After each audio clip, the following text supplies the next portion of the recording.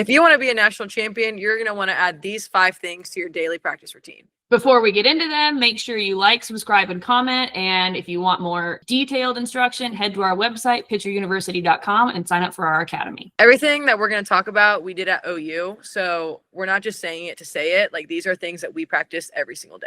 And we did these when I was at Cal also as a player, and we also did these when I was coaching there. This is literally what all the successful, I mean, probably more than just the successful programs are doing. This is what they're all doing. And it's nothing that's like, it's not rocket surgery. It's rocket surgery. Well, you got rocket science and brain surgery. You combine them. Obviously, it's way more difficult. Anyways, they're very simple things. You're going back to the basics. The better you master the basics, the more successful you're going to be. So make sure you stay tuned till the end. That's when we're going to talk about the most important one you can do. So starting at number 5, work on your counts. So the way I like to do this, especially with my younger pitchers, is I will have them, we'll start with 1 count, and we will make sure we throw each of their pitches at least twice, working on that specific count. And they only get 1 pitch per count. So if we're starting 0-0, we're throwing 6-8 pitches in a row that are an 0-0 count, different targets, different pitches, and we're going to count how many successes they get, right? So we're looking for corner, strikes, or at least a very, very close strike that their catcher is going to get, or a swing, something like that. That counts as a success. Once we move to like 0-2, if they throw the ball over the plate, that's a miss. So it's very count dependent, but you only get 1 pitch. Yeah. So it's not, okay, fastball inside, you're throwing in a 1-1 count and then you miss. You don't do it fastball inside 1-1 count again. Because that's never going to happen. It's not going to happen. You're not going to be like, oh, can I get that back actually? Like, it doesn't work like that. So the whole point, and it's especially challenging for perfectionists, and which naturally a lot of pitchers are, but you really want to nail it. You really want to nail it in a game. You don't have time to be doing that. That's why you need to practice it. You can't just expect, again, we practice these things because you can't expect to go out on the mound and be, yep, I can do this. No, you need to work on counts where you let the pitch go, whether it was good or bad, you let it go and go to the next one. For number 4, we have taking ground balls, fielding bunts, being a defender. You are one of the 9 that are out there defending the ball. So there's nothing more irritating to see or to do as a pitcher. You know, you get the hitter to roll over the pitch. Great. Excellent job. Job's halfway done. You get a ground ball and you overthrow it. You miss it. You can't field a ball. What the heck? Like, you need to be able to defend. And even better, which it should be normalized. I hate it when pitchers are just like, oh, like, let everyone else come. Go get the ball. Like, go get it. No, you like, know what's even worse is when coaches tell their pitchers to stay in the circle. Like, what are you doing? Oh my God. I think, you know, I played for Coach Gasso for 2 days in the pro league. We had an all-star game versus Team USA, I think in 08 or something like that. So we had a practice and a game. And that was the best, most fun, most challenging practice I've ever had. It was phenomenal because we were doing like ground balls, right? And she hit a ground ball like pretty clearly for the second baseman. So I took like 2 steps and she yelled at me. She's like, what are you doing? Go get that. I was like, really? Man, I'm not gonna. Oh my God, it was amazing. Yes, like, field your position, be aggressive. Don't stay in the circle. No, try and get everything that you can. And I mean, eventually, you know, when you practice like that with the team, the defenders will know and learn your limits and you'll learn theirs. Like, but it's very good for them to know, oh, okay, you can go get that. Perfect. I don't need to go get it. Like, because a lot of times you think about bunts, you think about things side to side from the pitcher. It's a lot easier for the pitcher to make that play. So just field it. Like, why do you think you're too good to not field a ground ball? Will never make sense to me. I also don't think, you know, when people think about like POs, that puts them in the mindset of like, all I have to do is pitch the ball. No. That's so not true. So don't become a PO unless you absolutely have to. Like, play other positions, be athletic, get bunts, throw people out at second. Like, if there's a runner on first and they're trying to move someone over, throw them out at second. Like, dive for a ball. Literally, like, and it's fun. Like, just pitching the ball, that's so boring. Like, but anyways, defense. Field your position. Be aggressive. Finish the play. Get the out that you just got. Okay, coming in at number 3, you got to work your innings. So we did counts, but now you got to finish the inning. So you're going to do a whole at bat. You're going to work and throw all your pitches in different counts, every single at bat, and you got to get through it. And there's a lot of twists that I like to throw in with innings. So if you're working on stamina, like I just did the social media post last week about how to work on stamina. You do an inning, maybe do some burpees or a couple sprints in the middle, and then you do another inning. So you're challenging your physical self to be able to throw just as well while you're tired. More importantly, you're really challenging the mental game and getting yourself to stay focused when you know that you're kind of gassed after a high intensity bout. That's one way to challenge it. Another way to challenge it is it's only a strike if you hit your spot. Yep. I mean, like enough said, right? And you do want to try and make these harder than it's going to be in a game. You want to practice at a higher intensity and higher difficulty than it's going to be in a game, because your level of play is always going to drop a little bit.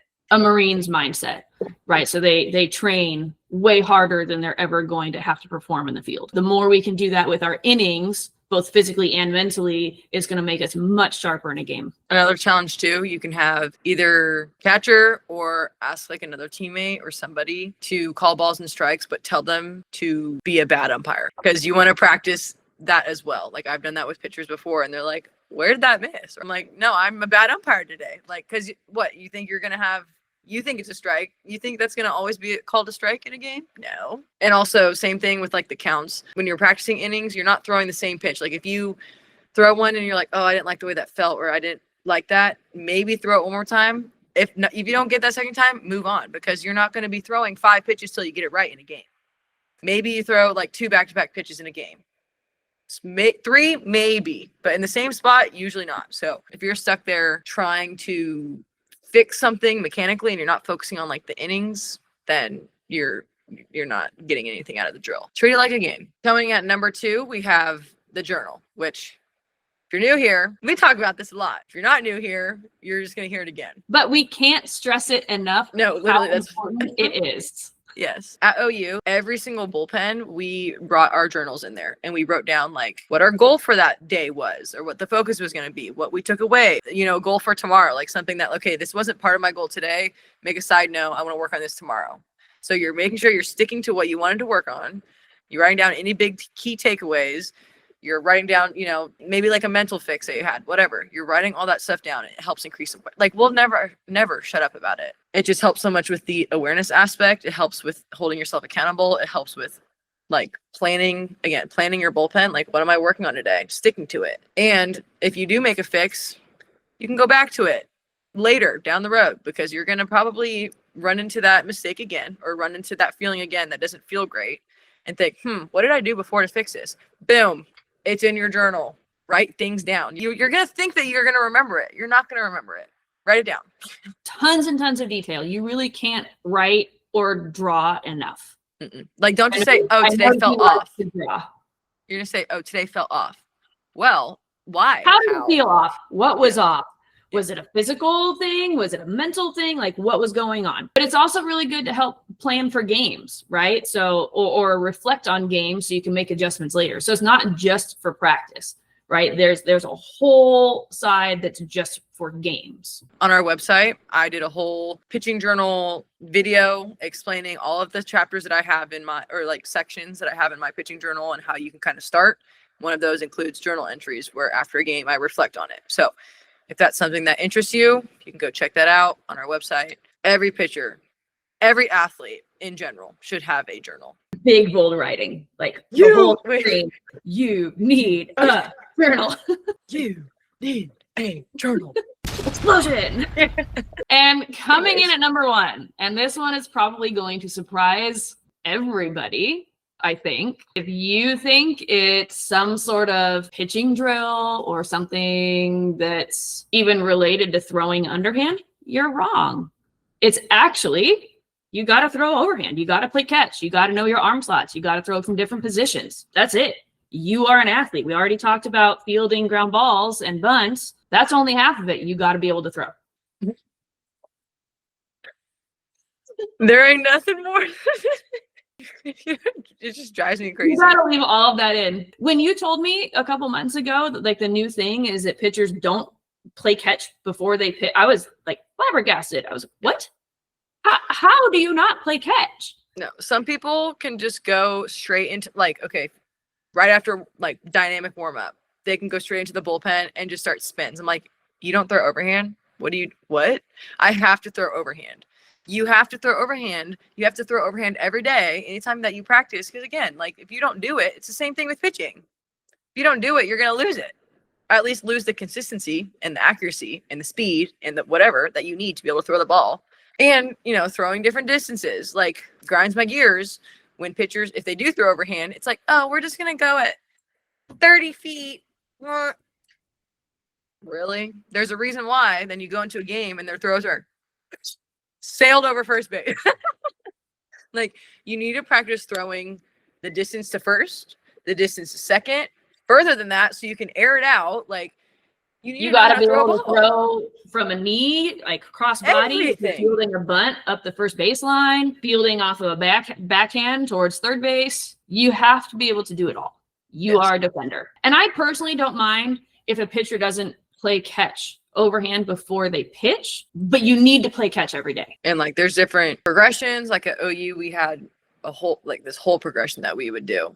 And pitchers, you had to do it too, because why? Again, you think you're better than everyone else? You think you don't have to do it because you throw the ball underhand? No, like you have to know how to throw the ball. And like you said, from the ground, from arm slots, like you go up and field a bunt, you're going to stand all the way up to throw overhand. She's safe every single time. Like learning arm slots, getting comfortable to where it's just, you know, you're just whipping that thing. My thing is, like, I hate it when, just for like pitchers in general, when my teammates would say, I trust you to go get that bunt because you have a crazy arm slot. I'm like, that should be normal though. Like that shouldn't be like a rare thing for pitchers to be able to throw in an arm slot. It shouldn't be a rare thing that you know how to field and throw a ball. And coaches, this is on you too, right? Yes, 100%. Like telling your pitchers to stay in a circle, not expecting your pitchers to go field and not having them do all of their throwing dailies and working on their arm slots and all that. Like this comes down to the coaches also. Yes. I'm like, stop babying your pitchers. Stop. Back to ground balls real quick. Coaches, hit them hard at your pitchers. If Like, you don't, I know you don't want to hurt them. I get that. But if you don't let them practice taking ground balls that are hit hard back at them, when it happens in a game, they're going to freeze and they're going to wear it. They have to practice their reaction time. You have to hit the ball at them hard. They're not any More fragile big letters and explosions. Anybody, yeah. Stop babying your pitchers. Like, they're the same as the other athletes. You need to treat them the same, especially with the ground balls. I'm like, they're closer than anybody. So they need to practice that. Hitters are taught like to try and hit the ball at the middle, hit it through the pitcher. Like that's literally what they talk about all the time. Yeah. Back to throwing though. Do it every day. Be an athlete. You talk about, especially at OU, we talk a lot about, we do all these small things because you want to feel like at the end of the season, win or lose, you want to know I did everything in my power. I put everything out on the field. I have no regrets about, oh, I should have done this at practice months ago. The tiniest things, practicing the tiny things is what wins games and wins championships. So if you're a pitcher and let's just say there's a weird, awkward bunt where it's in the middle, no one knows who's getting it, or you don't know how to throw the ball in an arm slot or like in a weird position, now she's safe and what, you lose? And then you think, oh man, I should have practiced arm slots months ago. And what it costs you. Like these are all the what ifs, but I'm telling you, like, this stuff happens. What if it costs you the championship? Exactly. And it's like things like that do cost you not practicing intentional walks, right? Mm-hmm. Potentially cost the championship. You even think about like hitters when you're running to first, they teach you to hit the front of the bag because that split second in softball is a huge difference. The difference between safe and out, win and lose, bringing home a trophy, crying on the way home. Like, you know, like it's the tiny thing. So being able to throw should be a given. I don't know at what point they decide, hey, let's just not have pitchers throw overhand. Because you know what they said, which I've heard people say, is because it's, I don't know, puts extra stress on their shoulder or whatever. I'm like, it's throwing. It is literally throwing. We're not asking you to throw 200 pitches every day. Get loose, warm up, throw some balls so you can hit a target, throw some arm slots. You're not going to hurt your pitcher. Or if you're a pitcher watching this, you're not going to hurt yourself throwing overhand.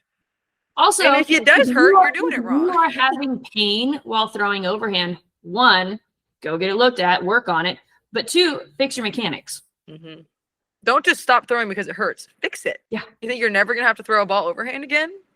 If your rise ball sucks, you're not going to just not throw a rise ball because you can't do it. You're going to keep working on it. I feel like we've said enough on this one. Yeah, I'm like, it just We're makes me going to keep ranting. Yeah. we rant about things that are important. I have one more thing with the throwing. So I was saying before, it's not just like lobbing it easy, like you're getting hard, good throws in, but also footwork, because you're working on a quick transfer with your hands, but also your feet. You're getting, around the ball, getting to where you need to go. All of that translates. There's a reason why you do those things, or you're supposed to be doing those things, because they translate onto the field. You can't just expect to go out there and have like reflexes like no one's business and be able to get to any ball and be able to throw it without practicing it. Okay, last thing. People get very complacent with like the daily things that you do, whether it's like, the dailies, like the actual like little ground balls, short hops, throwing overhand, warming up, like you just end up going through the motions. Every single one of those things, you have to remind yourself, has a purpose. Every single one. There's a reason why you do them. So don't just, oh, whatever, because now you're building a bad habit. If you're not doing it right, you're building a bad habit. Lock in, do what you need to do with intent, and then watch it translate, because it will, if you take it seriously. So like we said at the beginning, if you really want to be the best you can be on the field, these are things you need to start doing every day. This is going to help elevate your game and really help you stand out, because especially like throwing overhand and ground balls, like pitchers don't do those anymore. Yeah, we can't stress these enough. These should all just be part of your daily routine. Share this with your friends, coaches, parents. Definitely share it with coaches. Stop babying your pitchers. I just hate the stereotype with like, oh, pitchers, which like I understand we're a little mental, because how could you not be? Yeah. In terms of like the babying aspect, how does it not drive people insane to want to like, let's not have that be a thing? It drives me mad. It's fun being a part, like feeling like you're a part of the defense. Again, if you're just a pitcher that stands back and is like, oh, go ahead, get the ball for me. Huh? Work with your defense. Get the ball and know how to throw it. Write in your journal and practice how you would in a game. That's it. Those are you want the keys to success. There you have it. No secrets. It's not some magic thing. It's not rocket surgery. Hopefully that was helpful. Thanks for your time. Bye.